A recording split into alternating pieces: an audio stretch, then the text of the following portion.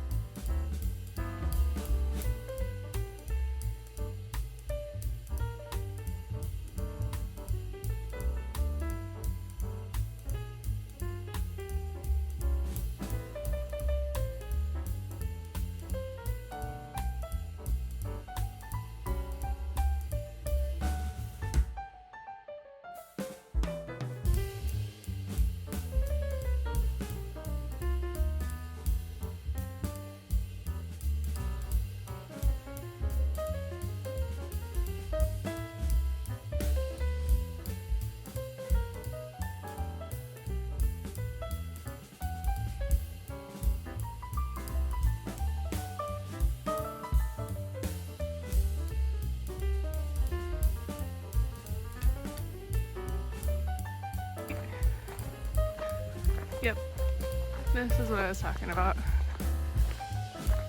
Okay, like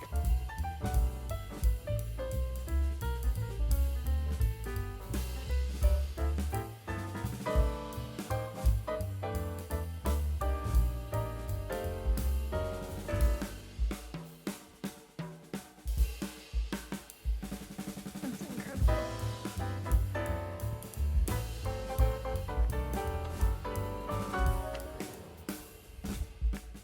Okay, so my husband and I are back from our weekend away. My husband coaches soccer. That starts this week. That's a weird sentence. And we try to always kind of slip away because our anniversary is March 12th. And so we go to Galena. That's where we mini mooned, and we hadn't been there since February of 2020. And the last time we were there, we were sitting at a bar having drinks and like reading the news that there was this virus. And so it's just funny how now we're back 4 years later and the town has just grown so much. They have such great shopping. It's this cute town right like 20 minutes off the border of Iowa from Dubuque. And then it's probably 3 or 4 hours from Chicago, but super cute little town, like Gilmore Girls-esque, tons of stores. And it used to be off of a huge river, but that has changed. It's known for having like the most Civil War generals. It's where Ulysses S. Grant is from. Abe Lincoln's house, I think, is like an hour away, but it is just a really cool town. So if you like history museums, they have a lot of really interesting history. You can go see like Ulysses S. Grant's house. There's another museum in the town. We did that the first time we were there and we had a lot of fun, but we just like to go. We have a few places we love to eat at. We got this really cute Airbnb that was like right off the main street so we could walk everywhere. We didn't move our car once. They have a cute bookstore now, which they didn't have in 2020. So that's the footage you saw. And then we also went to the Mines of Spain, which is outside of Dubuque. And it was like Spain populated this part of the country back a long time ago. And I guess they gifted this to Iowa. And it's a really cool park. Like I'd seen pictures of these cliffs, but I was like, oh, I don't know. So we kind of just guessed. And then you walk about a mile and there's that really cool, you're in like a canyon and you can climb to the top. We didn't because we didn't have time, but we listened to Devolution by Max Brooks on audio, which is like a live action recording kind of. The audiobook is fantastic, almost like an oral history of a Bigfoot invasion near, I think, Mount St. Helens in Washington. And it's fiction, obviously. Bigfoot is not real. But we had a blast listening to it on our trip. So we still have about an hour to listen to it. It was a great trip. It was totally what we needed. We've been kind of in the thick of it with parenting right now, like parenting a kid who has some sensory stuff going on, and we're just trying to support him the best. He's also 3, just a lot of stuff going on. So we've been really exhausted, and my parents were just so kind to give us this weekend away. So that was really special. Now we're home and we're back to the grind. So yay.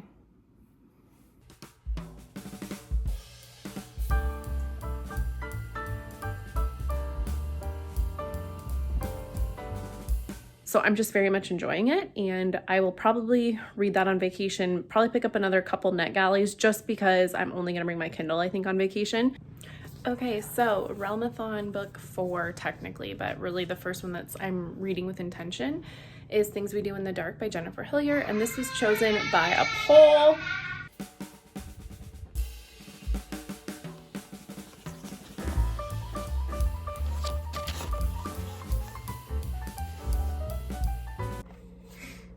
Hey everyone, another day, another reading update.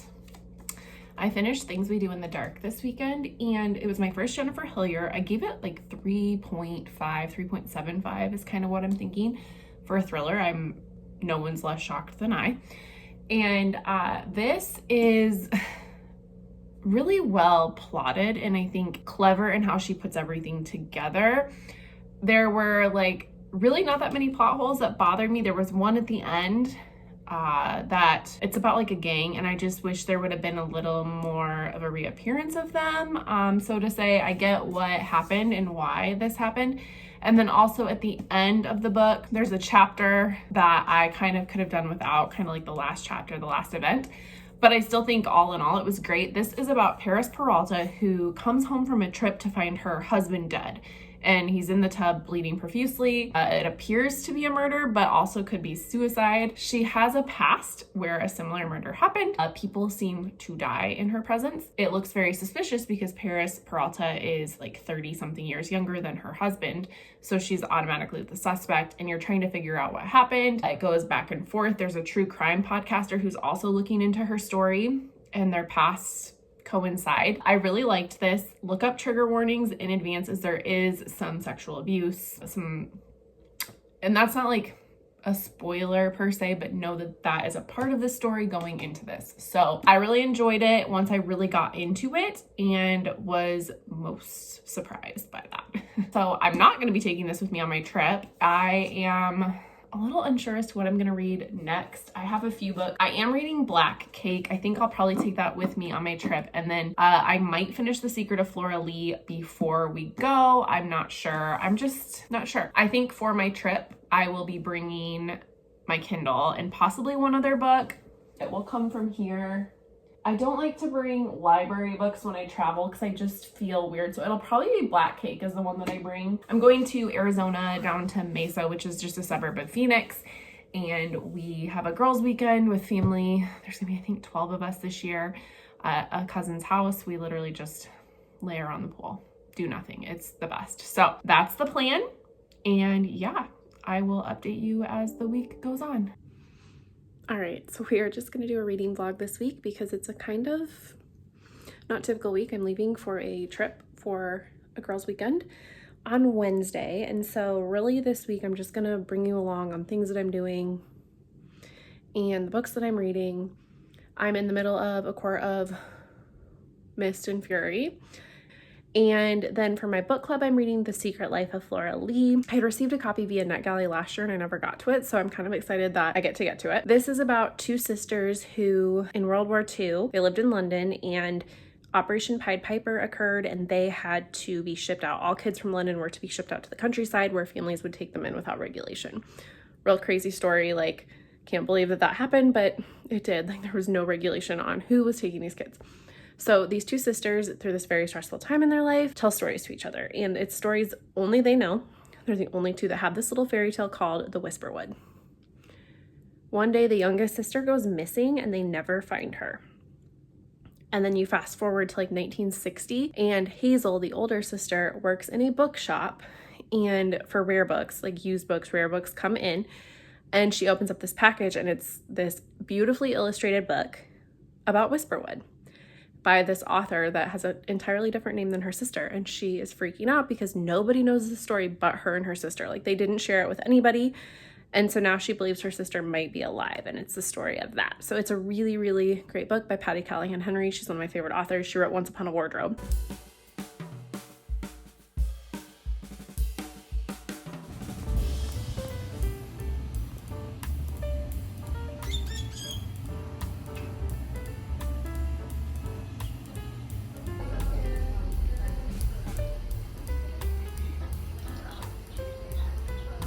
Hey everybody, so I have the day off. I'm just back from my trip. I finished one book on my trip. It's The Secret Life of Flora Leahy, which I read for a book club that I'm having tomorrow night. And this is by Patty Callahan Henry, which is an author I really like. Once Upon a Wardrobe is one of my favorite books of all time. I did not like this book. I gave it like 3 stars. I could honor what she was trying to do, but how the story came to an end was too perfect and felt forced and didn't feel as like what I expected for this author. I just thought she kind of took it as a cop-out. It is the book about a power of stories and how a story can draw people together. I liked that, but that ending just didn't do it for me. So I am going to try to finish up Chain Gang All-Stars this week, and then Black Cake. I've started a few arcs that I'm just trying to decide which one I want to read, like try a first chapter type thing. So once I decide on that, I will let you guys know. But I'm going to read during nap time and just relax. You always need a vacation after your vacation, and that's what this day is. I actually had my first therapy today appointment with a new therapist, and it went really well. And so I'm pretty excited about that, because finding a new therapist can be like dating. It's very exhausting. But yeah, I am just going to relax now. Hey everyone. So I finally finished Chain Gang All-Stars. It only took me 2.5 months, I think. Maybe a month and a half. I started it at my girls' weekend in February. So yeah, a month and a half. I would recommend listening to this on audio. The cast and the narration is fantastic, and it's just like really, really well done for an audiobook. This is a super heavy book. It's a lot of commentary on the American prison system, but this is about a bunch of prisoners who, instead of just biding their time in prison, they elect to join Chain Gang All-Stars, which is this televised gladiator style fight. And all the different prisons have their own chain gangs. And this primarily follows Hurricane Stax and Thurwar, which is a lesbian couple, and their chain gang. And then as they fight other people, and there's kind of a competitive one or a competitor chain gang, but there's also perspectives from like people who watch it on TV. There's a news announcer, there's an announcer for the Chain Gang All-Stars, and this is kind of a lot of commentary about the privatization of our criminal justice system, as well as just the flaws of the US justice system. This takes place in the near future, and it was just really, really well done. I get all the hype and the praise. It's super heavy, and it took me a long time to read because I needed to sit with it a little bit, and it was just one of those that I read a few chapters and would just set it down for a few days, and that's why it took so long. But I did really enjoy it. I thought like the structure of this book was set up really cool, and all the interweaving narratives were really cool. I cried at the end, but again, I would highly recommend this on audio because the cast is so good. So that's another book in this Realmathon week that I have finished. I'm like not in a reading slump per se, but I'm just kind of in a reading. I've got a few books I need to get done, but right now I'm reading a Kindle Unlimited series, Hot Assets, and then this one is called Hard Sell. It's the 21 Wall Street Romance series, and I heard about it on the Fated Mates podcast about romance law. I'm a lawyer, so I thought that would be a really interesting podcast episode, but what was funny about it is they talk about like the law of romance. So there's a section on real estate deals, how like in romance novels, real estate deals happen, like they just the hero will buy the heroine a house in like 2 hours, and you know, as if escrow doesn't exist. They talk about guardianships and like estates, and then this was in the section of HR violations, and how like one of the books in the series is the investment banker and his assistant, and how there'd be an HR violation. It was just a really funny episode, and they talk about a bunch of books with quote unquote law in them. They also have one about romance science that now I want to go listen to. So I'm reading these books. I read Hot Asset last night. They're short. They're like 3 hours. And then Hard Sell. And then the third book is the boss assistant dynamic. So I just needed a palate cleanser after my Iowa State Cyclones lost last night in the Sweet 16. And it was a very bad game. They looked like dirt and they should have beat the team, but they didn't. Also, I put stickers. I guess I haven't talked about this. I put a bunch of stickers on the back of my Kindle and got a clear case. I know that's probably like, I should get like a cover and then put stickers on it, but I'll just get covers and do it my own way.